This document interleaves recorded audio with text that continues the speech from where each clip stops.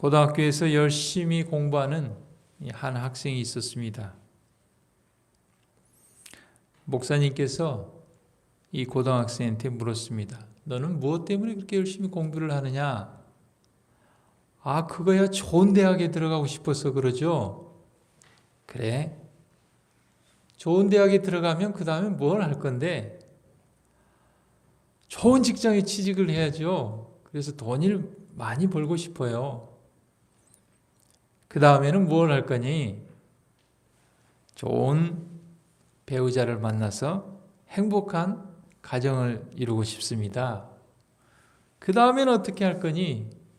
아, 자식 낳고 행복하게 잘 살아야 되죠. 계속 목사님이 묻고 마지막은 결국 사람이 죽음으로 끝난다는 것이죠.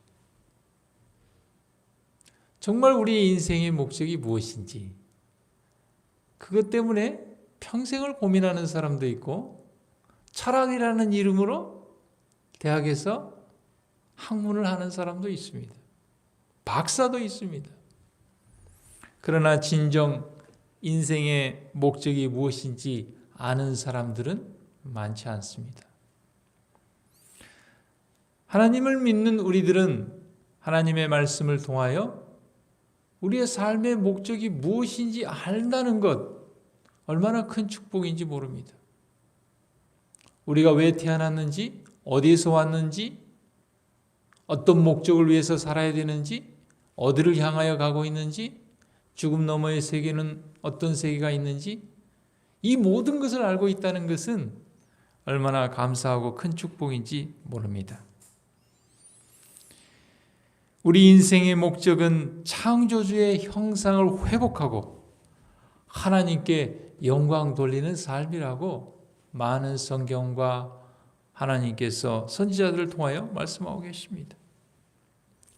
우리의 인생의 목적은 좋은 대학을 가는 것도 아니고 좋은 직장을 얻는 것도 아니고 정말 좋은 배우자를 만나는 것도 아니고 그 모든 것은 하나의 과정일 뿐이지 진정한 우리의 삶의 목적은 창조주의 형상을 회복하고 하나님께 영광을 돌리는 삶입니다. 창세기 1장 27절에 하나님께서 하나님이 자기 형상 곧 하나님의 형상대로 사람을 창조하시되 남자와 여자를 창조하셨다고 그랬습니다. 하나님께서 맨 처음 우리를 창조하실 때 하나님의 형상으로 우리를 창조했습니다. 그런데 그것을 죄로 인하여 잃어버렸기 때문에 우리가 이 땅에 태어나서 우리가 이 땅에 사는 동안에 우리의 삶의 목적은 단 하나, 잃어버렸던 그 창조주의 형상을 다시 회복하는 것입니다. 그것이 하나님께 영광 돌리는 삶이고 하나님께서 우리를 이 땅에 존재케 하신 그 삶의 목적을 이루는 것입니다. 교육 15에서 16페이지에 하나님께서 선지자를 통해 이렇게 말씀하셨습니다. 사람을 창조하신 하나님의 목적이 실현되도록 사람에게서 창조주의 형상을 회복시키는 것. 다시 말해서 지덕체의 발달을 증진시켜 사람으로 하여금 창조되던 당시에 완전한 상태로 돌아가게 하는 것이 구속사업이다.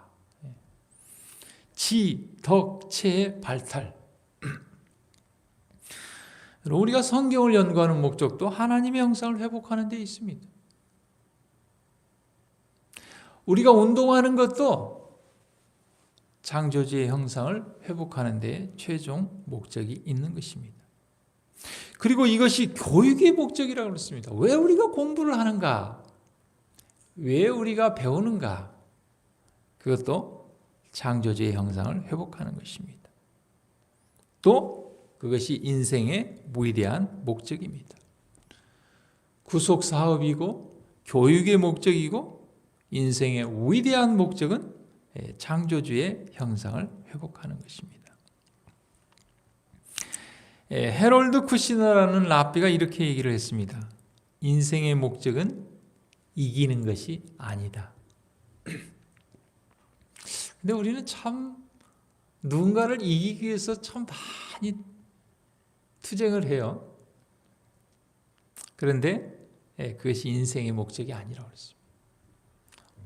어떤 운동선수는 올림픽에 가서 다른 사람을 이기고 금메달을 따는 것이 인생의 목적이다. 내가 이제 금메달을 땄으니까. 그러나 여러분, 금메달을 따고 나면 그 뒤에 삶은 또 공허하고 허탈한 것입니다. 왜냐? 그것이 인생의 진정한 목적이 아니기 때문에 그렇습니다. 인생의 목적은 성장하고 나누는 것이다. 성장한다는 것은 무엇입니까? 우리의 품성이 그리스도의 분량에까지 이르는 것이죠. 그리고 나누는 것이다. 여러분, 나눈다는 것은 물론 우리가 물질을 나누고 마음을 나누지만 진짜 나누는 것은 무엇입니까? 하나님의 품성을 나누고 하나님의 형상을 나누는 것입니다. 인생에서 해온 모든 것들을 되돌아볼 때 당신은 다른 사람들보다 잘하고 그들을 이긴 순간보다 그들의 삶에 기쁨을 준 순간을 회상하며 더 큰 만족을 얻게 될 것이다. 우리의 가장 큰 만족과 기쁨은 어디에 있습니까? 우리가 하나님의 품성을 회복해서 그 품성을 나누어 줌으로, 다른 사람에게 나누어 줌으로 그들이 하나님의 형상을 회복하여 기뻐하는 모습을 볼 때 그때 가장 만족스럽고 가장 행복한 것이죠. 시편 71편 9절에 다윗은 이렇게 이야기했습니다. 하나님, 저를 늙은 때에도 버리지 마시며 내 힘이 쇠약한 때에 떠나지 마소서. 또 시편 71편 18절에 하나님이여, 내가 늙어 백수가 될 때에도 나를 버리지 마시며 내가 주의 힘을 후대에 전하고 주의 능을 장래 모든 사람에게 전하기까지 나를 버리지 마소서. 여러분, 시편 71편에 보면 다윗이 늙을 때 버리지 마시고 백수가 될 때도 버리지 마시고 나를 버리지 말라는 말을 참 여러 번 써서 표현했습니다. 과연 다윗이 늙어도 버리지 말라는 이 강구는 왜 그런 강구와 그런 기도를 드렸을까요? 엘렌 화이트 주석에 보면 다윗은 그의 주변에 있는 대부분의 노인들이 행복하지 못한 것을 보았다 그랬어요. 여러분, 한번 우리 주위에 있는 사람들 한번 보십시오. 특별히 좀 연세가 드신 분들 한번 이렇게 보십시오. 과연 그들이 행복한가? 그래서 다윗이 가만히 왜 그들이 행복하지 못한가? 원인을 살펴보니까 돈이 없어서 행복하지 못하거나 건강이 좋지 못해서 행복하지 못하거나 자식이 속을 썩여서 행복하지 못하거나 그런 것이 아니고 진정한 이유는 그들의 품성 가운데 있는 불행한 성벽들이 나이와 함께 자라났기 때문이다 그랬어요. 질투심이 많고 화를 쉽게 내고 조급한 성격이 나이가 많아지면서 더 그게 강해져서 그것이 그들의 그러한 불행한 성벽이 그것으로 말미암아 행복하지 못하다는 것을 발견한 것입니다. 그래서 다윗이 뭐라고 기도했어요?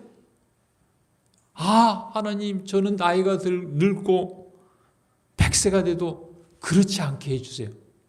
결국은 다윗의 기도는 뭡니까? 하나님의 품성을 회복시켜 달라는 기도죠. 제가 이제 목회가 1년 늘어날 때마다 계속 제 마음에 드는 생각은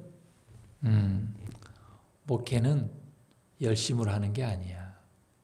목회는 능력으로 하는 것이 아니야. 목회는 품성으로 하는 거야. 이런 생각이 계속 드는 거예요. 목회는 품성으로 하는 것이다. 제가 이렇게 주변에 있는 목사님들을 보니까 누가 목회를 잘하나 이렇게 보니까 품성이 좋은 목사님들이 목회를 잘하는 것 같아요.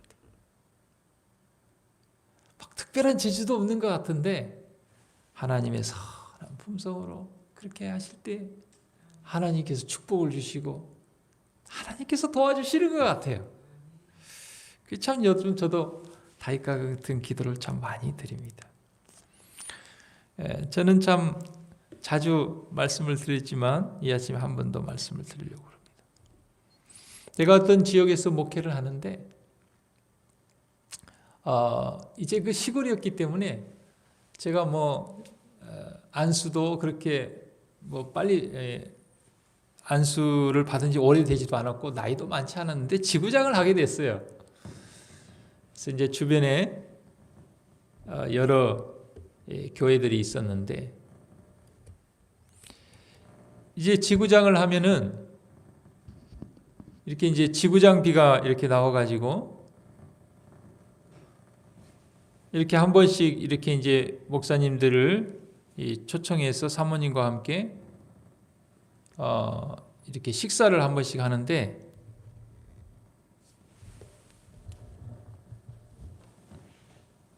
꼭 그 한 목사님 사모님은 식사하러 잘 못 오시는 것입니다.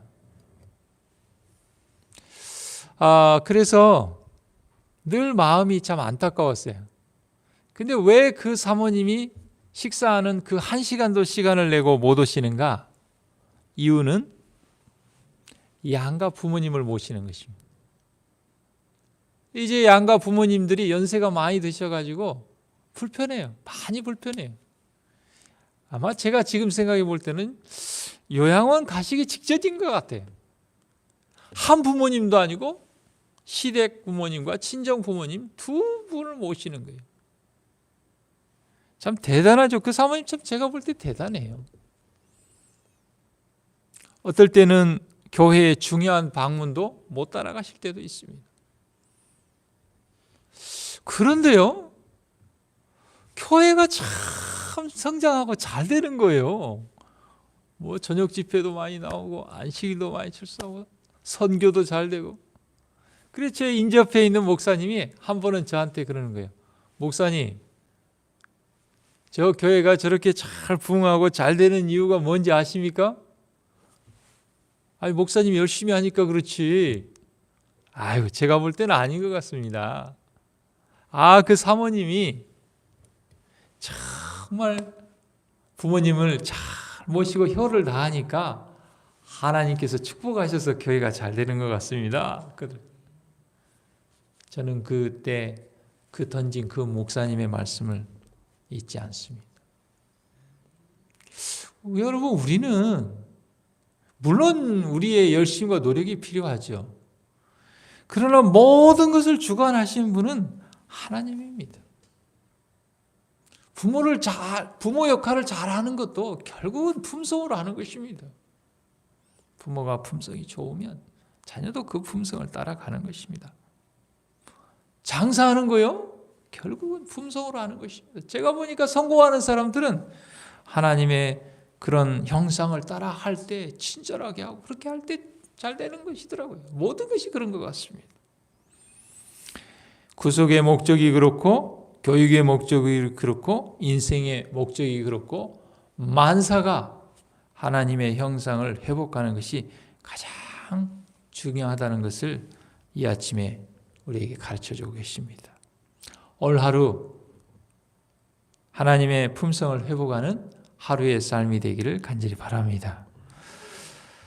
이 아침의 기도 제목은 우리 송옥은 장로님 가정을 위해서 좀 기도해 주시고 송현옥 집사님, 송현남 집사님 가정을 위해서 기도해 주시고 우리 유경아 성도를 위해서 기도해 주시기를 바랍니다. 기도하겠습니다. 하늘에 계신 하나님,